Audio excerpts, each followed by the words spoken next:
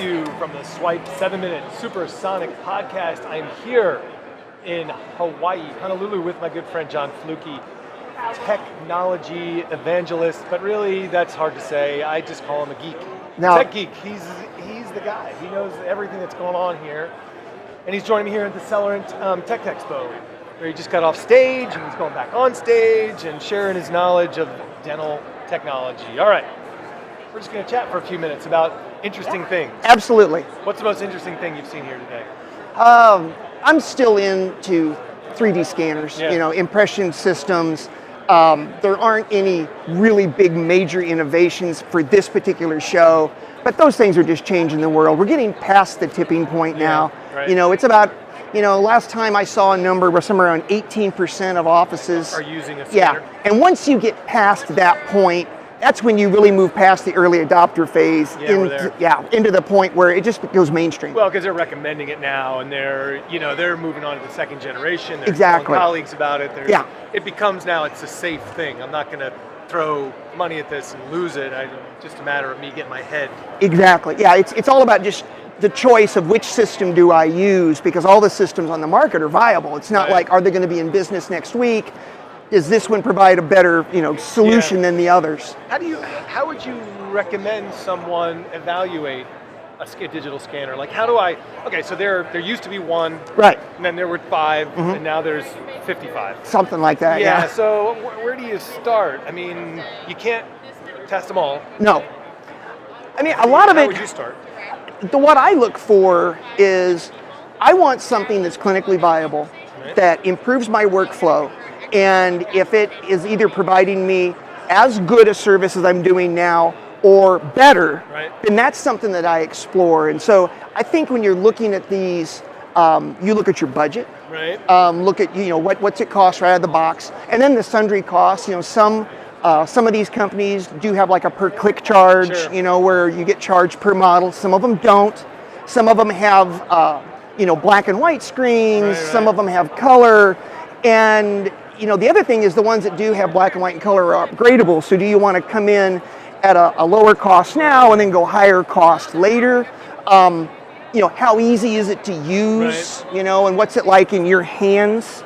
And I would advise doctors to, have somebody bring this into your office and let you at least try it on like a staff member or something, just to see, how it fits in your office and how it fits into, what you're trying to do, and also, honestly, how it fits in the patient's mouth. Right, and then that's actually a great suggestion that I've never thought of. Now, I'm not a dentist, so I'm not thinking that way, but sure. But those scanners are expensive.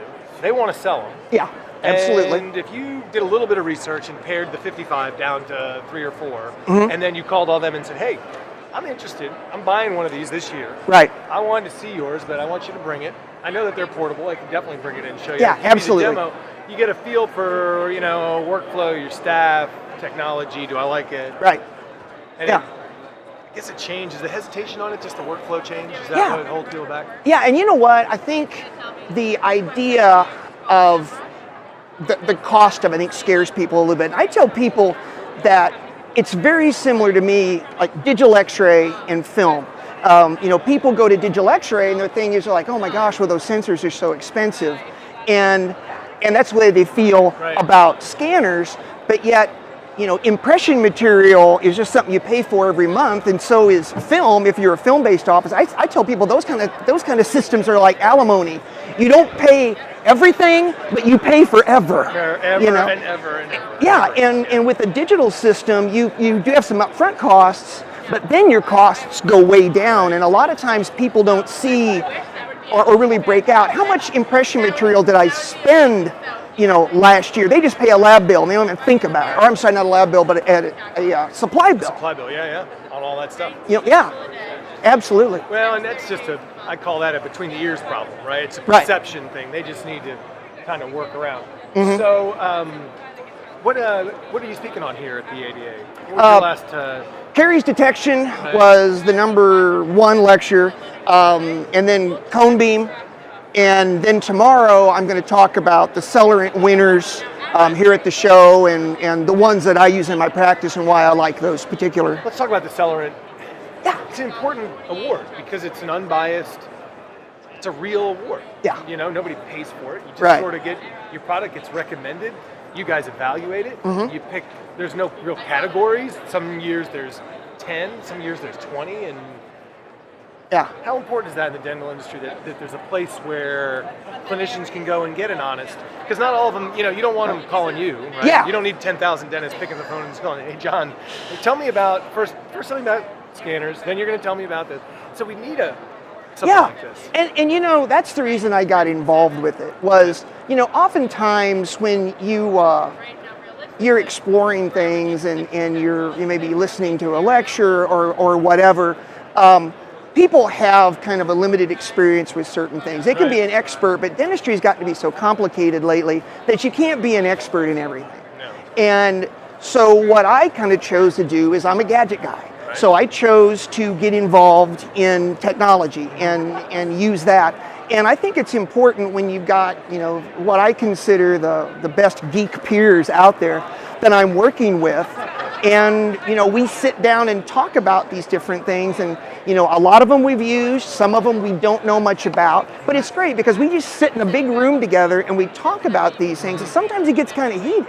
Right. I think we should start recording those. You know, Come on, no, not so much. Yeah, I think that's I'm going to float that idea to Lou. I think this is a great idea. We're going to record these things. Well, there have been a couple of knockdown dragouts. Yeah. I bet. But seriously, it's, you know, one of those things where we really. You guys are passionate. Yeah, we're about very it. passionate, and we want to make good recommendations. We don't want Well, your somebody name's going, on oh, it, yeah, right? So exactly. It's not like you're going to say this is a great product when it doesn't do what. Exactly, yeah. And the other thing is, if somebody should happen to have any kind of a financial connection to a company, then we just don't vote. We just say, no, you know what? Yeah, I did a seminar for them this year, and they paid me to do it. So I can't speak on this. Right. Yeah. Right. Yeah. How many? So now there's 5 evaluators. Is that right? Yeah. Now. And what's the future of the award? I mean, is it just more next year? Is it more the same? What do you see being in 3D printers? I guess are probably coming down the road. That's the big thing. You know, when somebody creates a printer that can print a crown, you know, that's a permanent prosthesis and not a temp. Right. When somebody comes up with that, the whole game changes. It's over. Yeah. I mean, that's a big deal. Yeah, it is. How else do you see the industry change? You've got such a unique, interesting view on it. You write a blog, right? Which is, what's it, Dentical? Yeah, Dentical. It's blog.dentical.com. Which is weekly, you do it, and you just sort of... I do Monday through Thursday normally. Okay. 4 posts a week. Oh, okay, so it's out there and people can kind of keep up with what you're doing. And, right, yeah. But what else is going on in the industry that you see? You know, digital is just occupying more and more of the space. So we're going to get to a point, this is what I envision at some point, is, all right, so cone beam. Cone beam is getting to a point where the radiation levels are so low that it's not a big deal to, you know, take a cone beam on every person. So I envision at some point in the future, somebody comes in and just like nowadays, you might take a pan and some bite wings, you'll take just a 3D scan. Right. And then the companies that make these different things, like the intraoral scanners and impression systems, when you scan something, you'll be able to then put that into the cone beam volume.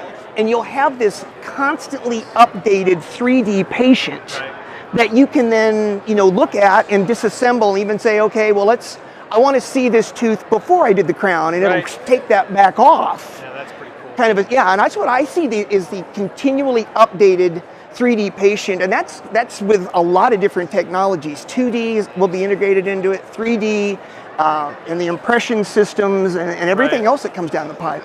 What's the one thing that a doctor can change that maybe they're not doing? One simple change they can make that would, and maybe it's technology, or maybe it's workflow, or maybe it's staff, just in general, because you're a successful dentist. You don't just speak, you run a successful practice. So what one thing have you changed that was like, wow, that really made a difference in my practice?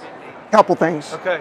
Clinically, it's not a lot of money to do this, but I feel like it really made me a better dentist, was electric handpieces. Electric handpieces. Yeah. What percentage right now are using air still? 60, probably, at least, I think maybe 80 or 90. Right. I don't know for sure, but that's just a guess. But the electrics completely changed the way I practice. I mean, I feel like I'm doing better dentistry. Really?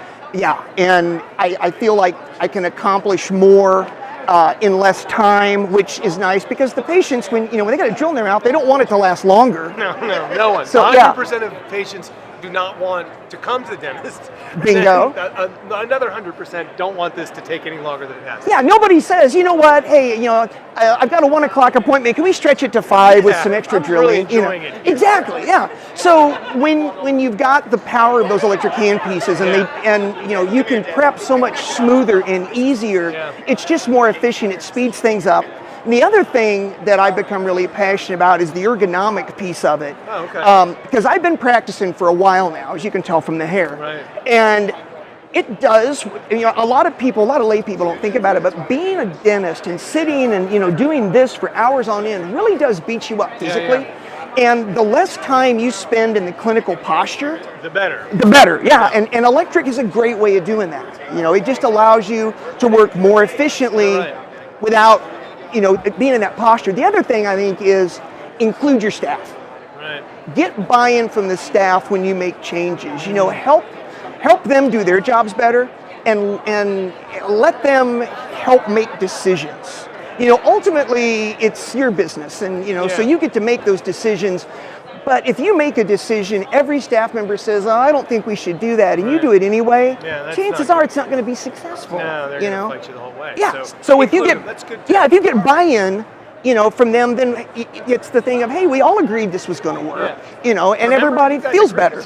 Exactly. Yeah. So what made you last one? What made you go electric? Did you do a trial or did you do a demo? That's a big switch because you learned in dental school on an air. I did. And you practiced for 20 years, 25 years with air. Yeah. And that's important. The handpiece is a super important part of the practice. Right. You don't just go change that on a Monday morning because No. you thought about it. There's a reason. What made you do it? Well, what happened was there was a company that was coming out with a new electric handpiece, and they contacted me and they said, hey, we want you to test drive it, do the beta, tell us what you think of it. So I installed it in my office. It was a very simple thing to do. I didn't have to call and have any, service tech come out. It was easy. And then I just picked it up and started using it. And the nice thing, of course, about handpieces is that I already knew how to use a handpiece. There was no learning curve. No. But, the first time I used it, I was like, holy cow, this is completely different. This is so much better. And so when my trial period was up, I was just like, I got to get me some of these. And so one of the reasons I think I'm so passionate about it is that I'm a skeptic by nature. And so a lot of times when I get stuff to try, I'm like, oh, this will never work, or oh, we're going to be really careful with this. But sometimes I get blown away. And when I do, then I'm like, hey, don't do the stupid thing that I did and think this doesn't make a difference. Wow, that's cool. Yeah. All right. Well, that wraps it up. All right, last one. Okay, well, I'll go great. Beatles or Stones? Beatles. Yeah? Yeah. Every time I think Beatles, then I hear a Stones song and I go, man, the Stones were good. I don't know. The older I get, the more of a Beatles fan I become. Yeah, stuff was ahead of its time. Well, and I do tell people too. I said, I'll tie this in with dentistry. All right. I had a feeling you were going to pull this back around. Dentistry is a whole conservative field. We try and do as little as we can. And so I tell my patients oftentimes, when I'm doing restorative, if I can find the decay early and head it off, that just gives you more of your natural tooth for later. If I can find problems like cracks or whatever it is and head it off and do less to you, what about root canals? Well, unless I'm dead rock solid sure you're going to do a root canal, I'm not going to do it, kind of a thing. And so I tell people that my philosophy is, all I am saying is give teeth a chance. And that right there is the long and winding road of podcasting here at the ADA in Honolulu. Thanks, John. Thank you. Appreciate it. That wraps up another episode of the SWYP 7-Minute Supersonic Podcast. Check out John's blog. It's super interesting. If that's the only thing you read, it'll make you a smarter, more educated technology dentist. Check Thanks, it out. buddy. Yeah. Cheers. Aloha.